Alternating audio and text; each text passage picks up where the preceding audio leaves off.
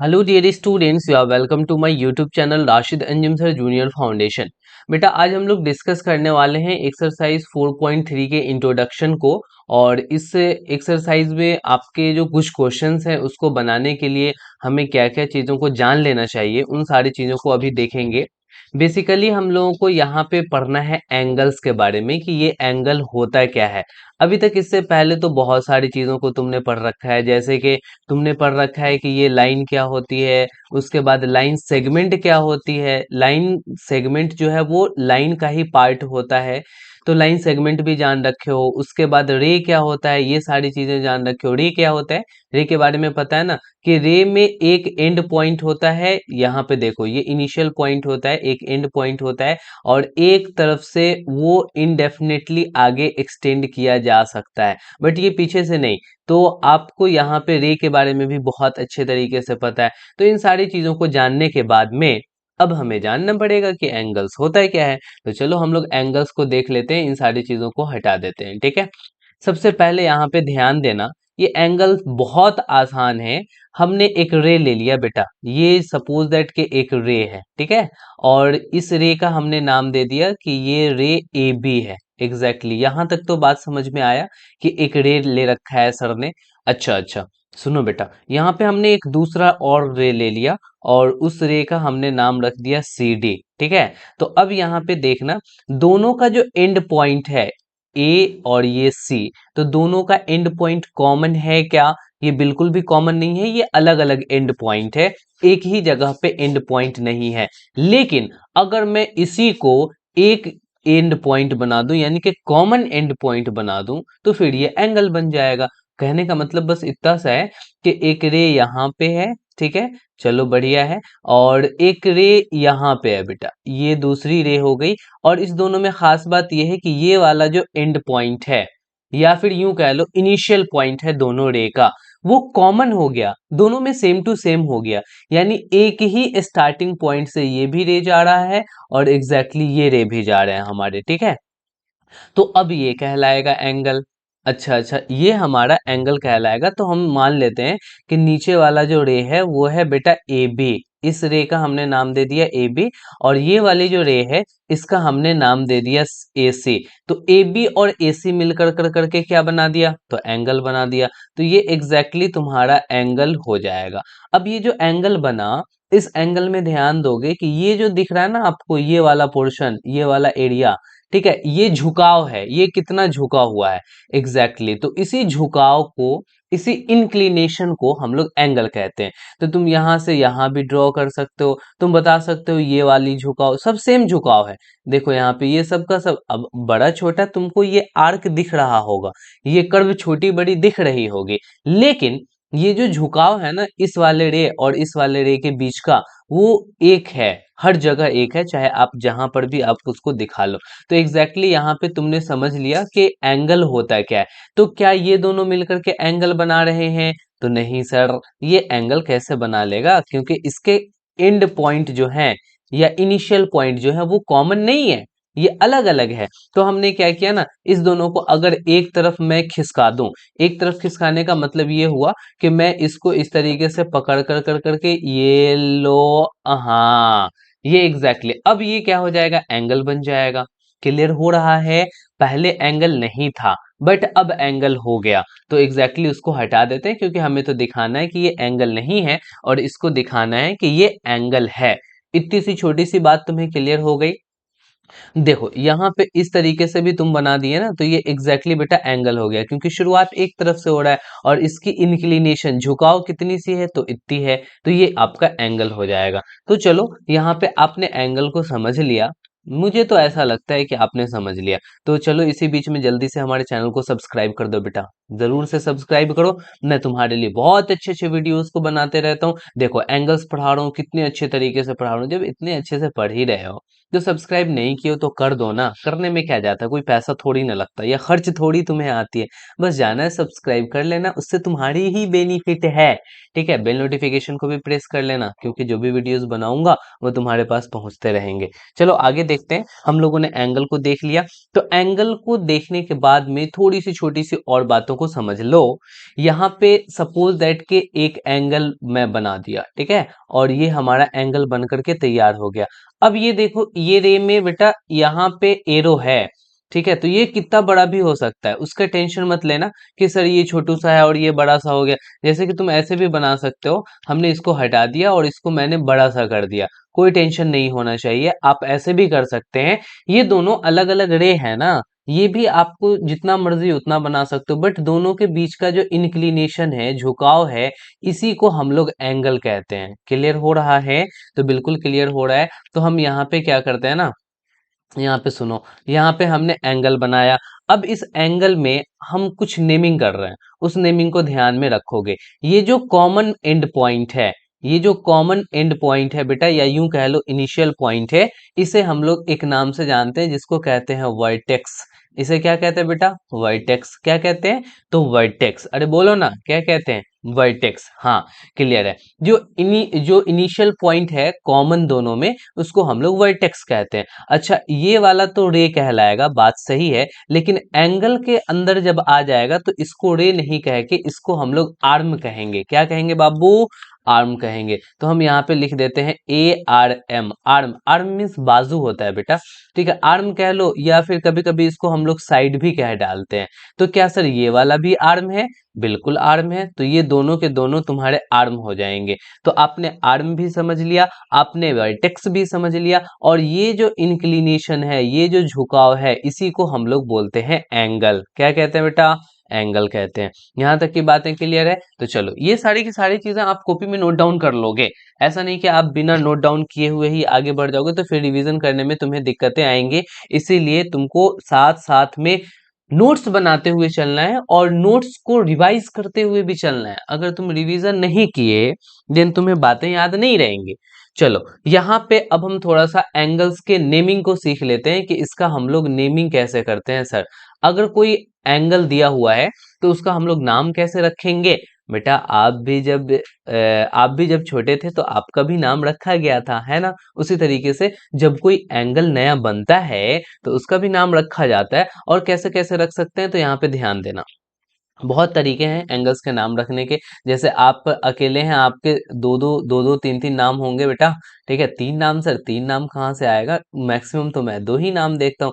तो बेटा, दो तुम्हारे प्यार वाले नाम हो गए, एक घर वाले हो गए, एक स्कूल वाले नाम हो गए, ठीक है। एक आंटी ने तुम्हारे पुकार दिया, ठीक है, एक तुम्हारे अंकल ने पुकार दिया। तो ये अलग अलग तरीके के नाम हो सकते हैं, बट यहाँ नाम फिक्स्ड होगा। देखो कैसे हमें इसकी नेमिंग करनी है। तो नेमिंग करनी है तो हम इसका सबसे पहले वर्टेक्स ए दे दिया, और ये जो रे है या ये आर्म है, इसको मैंने ए बी नाम रख दिया, ठीक है, ये हो गया ए बी। और इसको मैंने रख दिया ए से, ठीक है, क्लियर हो रहा है? अब ये जो है वो हमारा एंगल बन चुका है। अब इसका नेमिंग करना है ना, तो नेमिंग करना आसान है। सुनो, हमें इस एंगल ए के बारे में बात करनी है। तो देखो, एंगल ए के बारे में बात करनी है ना, तो आप इधर से जाओ, बी ए सी। बेटा, यहाँ पे बी है, आप इधर बढ़े, ए मिला रास्ते में, फिर यहाँ पे लास्ट में गया सी मिला। तो आप ऐसे कर कर करके नाम रख सकते हो, एंगल बी ए सी। क्लियर हुआ? तो आप यहाँ पे देखो, एंगल को रिप्रेजेंट करने का बेटा तरीका ये है, ये साइन है, ठीक है, इससे हम लोग एंगल को दिखाते हैं। तो हम यहाँ पे लिखेंगे एंगल बी ए सी, ये एंगल बी ए सी हो गया। अच्छा, कोई ऐसे भी रख सकता है, सी के तरफ से ए, यहाँ ए के पास आएगा और फिर ए के तरफ से इधर बढ़ जाएगा, तो सी ए बी हो जाएगा। देखो, यहाँ पे एंगल सी ए बी, ये मिडिल में रहना चाहिए। जिस एंगल की मैं बात कर रहा हूं, वो एंगल कहाँ पे होना चाहिए?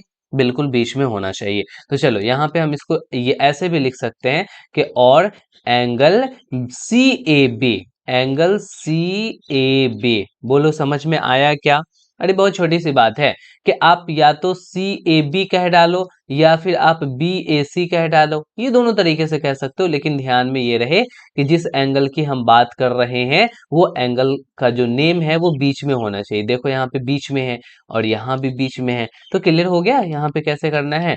तो चलो, अब इसको एक तरीके से और नाम रख सकते हैं। और कौन सा नाम रख सकते हैं? केवल और केवल बीच में कौन सा है बेटा? ए है, और हम इसी एंगल की बात कर रहे हैं, इसीलिए हम इसको एंगल ए भी कह सकते हैं। लो, ये एंगल ए कह डालो, हो जाएगा। ये तीन तरीके से आप एक एंगल का नाम रख सकते हो। यहाँ पे आप एंगल सी ए बी कह डाले, यहाँ फिर बी ए सी कह डाले, या फिर एंगल ए डी कह डाले। तीन तरीके से इसके नाम रखे जा सकते हैं। अच्छा चलो, और थोड़ा सा कॉम्प्लेक्स एक एंगल ले लेते हैं, ठीक है। बट उसको लेने से पहले आप इस वीडियो को लाइक जरूर कर दो, क्योंकि व्यूज तो आते हैं बट लाइक नहीं होते। कहाँ चला जाता है यार वो लाइक? बच्चे देख लेते हैं और देख कर करके निकल चलते हैं। आप अच्छे बच्चे हो, लाइक तो जरूर करोगे और शेयर भी कर दो अपने फ्रेंड के साथ। वो भी इस वीडियो का हेल्प से अपनी नॉलेज को इम्प्रूव कर पाएगा और एग्जाम में बहुत अच्छा कर पाएगा। सर एग्जाम में तो हम अच्छा करने वाले हैं। बेटा सब मिलकर करके अच्छा करेंगे, आगे बढ़ेंगे। यहाँ पर देख रहे हैं कि एक एंगल ले लेते हैं और वो एंगल थोड़ा सा कॉम्प्लेक्स ले लेते हैं। एग्जैक्टली इस तरीके से हमने ले लिया बेटा एंगल, ठीक है।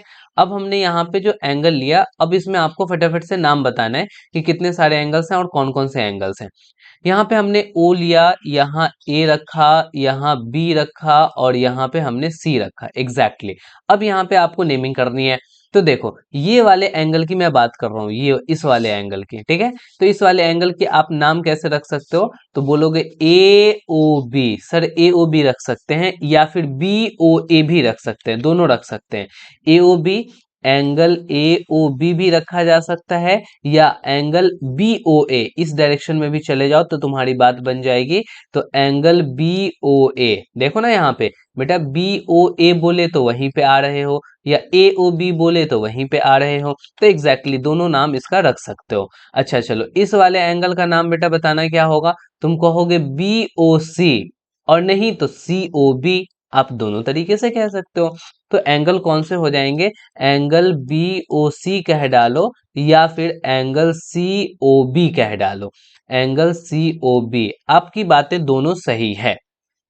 अच्छा पता है कभी कभी क्या करता है कि एंगल अंदर नाम दे देता है। ये हो गया एंगल वन और ये हो गया एंगल टू, ठीक है। तो इसे बहुत जल्दी हम लोग ढूंढ देते हैं। कोई कहता है कि बी ओ सी, हमें ढूंढना पड़ेगा कि बी ओ सी किधर से किधर जा रहा है। बट अगर किसी ने कह डाला एंगल टू, ओ यस, आप तो इस एंगल की बात कर रहे हैं सर।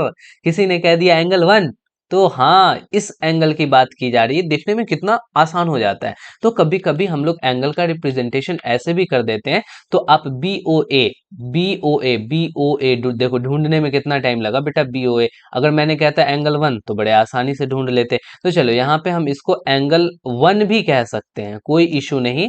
और अच्छा इसको हम क्या कह सकते हैं? बी ओ सी को बेटा एंगल टू कह सकते हैं। तो यहाँ पे एंगल टू हमने लिख दिया।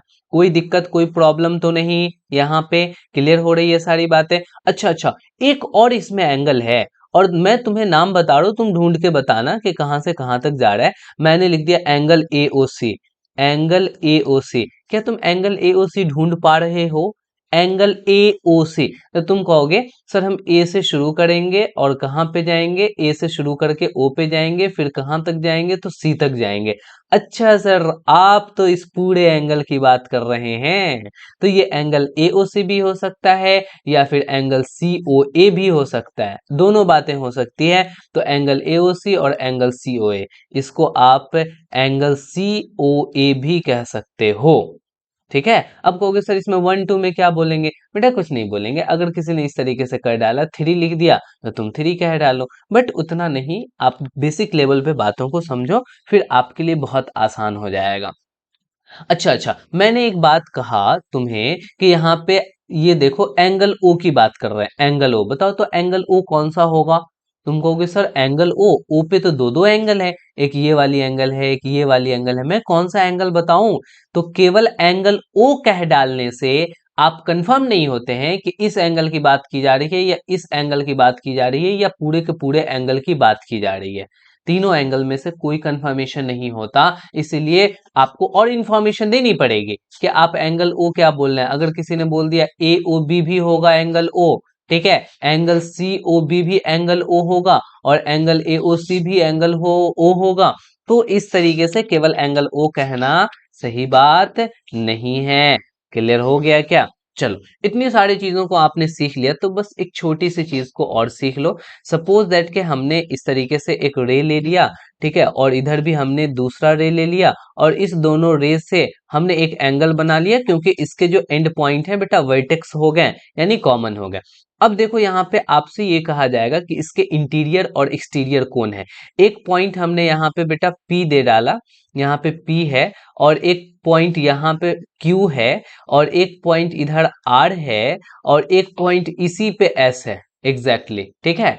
तो इस तरीके से आपको दिया हुआ है। तो अब आपको यहाँ पे बताना है कि कौन अंदर में है, कौन बाहर में है, और कौन एंगल पे है, कौन यहाँ पे इंटीरियर है, कौन एक्सटीरियर है, और कौन सा इंटीरियर एक्सटीरियर के बाद कौन सा ऑन द एंगल है। तो तुम्हें बताना है। देखो यहाँ पे तुम गौर से देखोगे तो तुम्हें ये पता चलेगा, थोड़ा सा हाँ, तुम यहाँ गौर से देखोगे बेटा तो ये सब इंटीरियर वाला पोर्शन है। ये सब क्या है, ये इंटीरियर वाला पोर्शन है। आप आगे बढ़ते हुए चले जाओ, ये सब के सब इंटीरियर पोर्शन ही होंगे तुम्हारे।